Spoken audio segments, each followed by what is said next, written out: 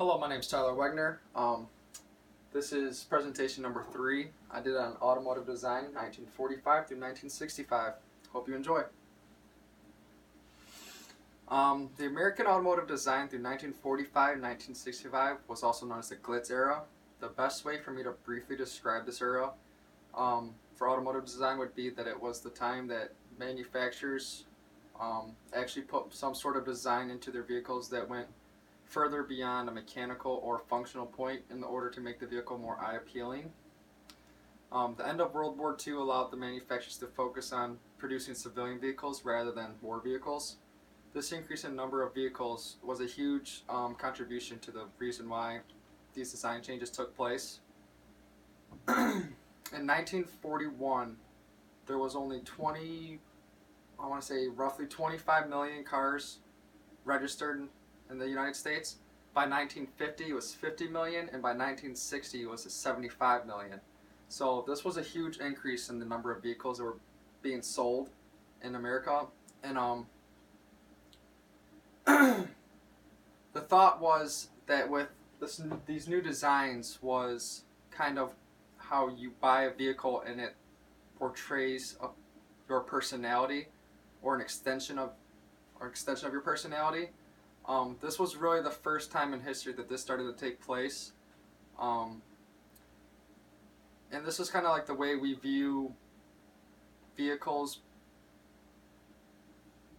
having some sort of say about what we do or who we are. They kind of have they kind of carry personality, as you could say, like the uniqueness of the vehicle. And like I said, the Glitz era, after World War II, vehicles became more fancy and eye appealing, and also the vehicles became larger and more powerful. The man who could be credited for this major design changes was Harley Earl.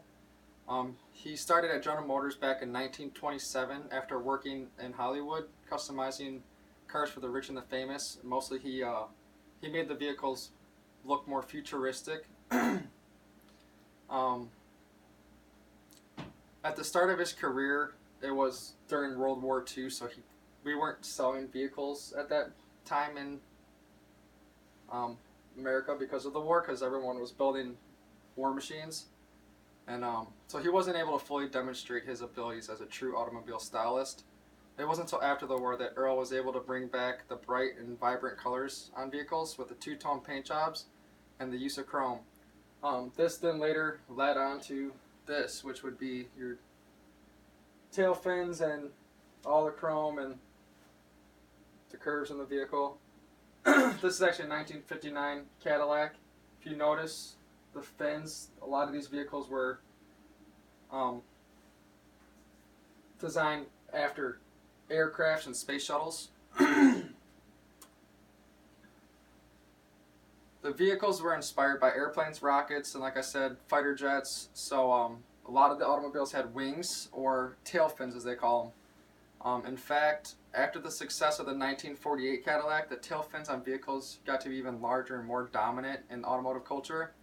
And by 1957, after Ford incorporated the tail fin, and all of the big three were using this design. And here is the Cadillac tail fin.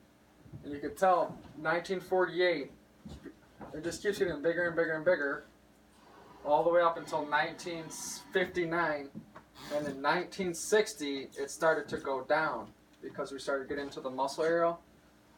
But yeah, it's kind of funny to look and see the differences in the tails and how much. And here's a vehicle that was obviously has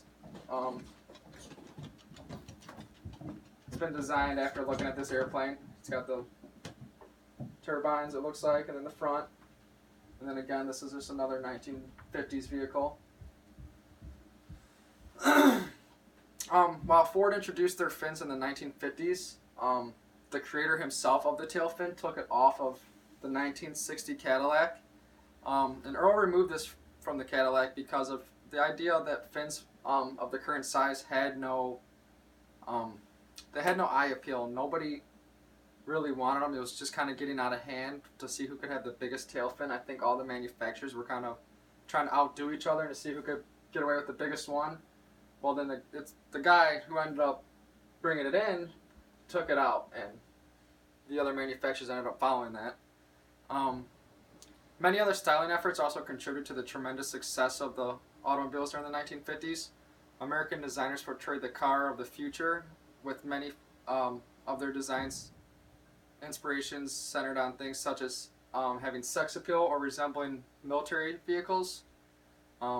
These automobiles resembled fantasy bullets, bombs, breasts, potholes, and jets, spears, and wings.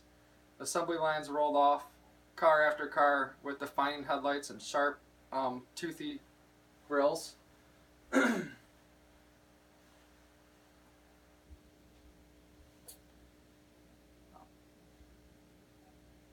Not only were the tail fins and the new exterior designs being implemented into the vehicles of this time, but the entire decade of the 1950s shows a pattern for vehicles getting larger, faster, more decked out gadgets, and compared to modern vehicles, very unsafe. However, many of the gadgets that were used in these vehicles in the 1950s are still used today, such as air conditioning. Some of your luxury models had power windows and power locks. All of these you still see on your base model 2015s or 2016s today. In 1953, that year they had just passed the halfway mark for the amount of automatic transmissions in vehicles, or some sort of automatic shifting mechanism inside a vehicle. And now today, I mean, almost all cars are automatics, unless you have a sports car or a very base model car, then you're driving a manual. This kind of design of cars went into the mid 1960s, which would be this right here. This is a 1964, and then the glitz era ended, and it moved over to the muscle area, where people then put more pride in which car was faster, louder, or handled better, which one could get around a track faster. And thanks for watching. That is it.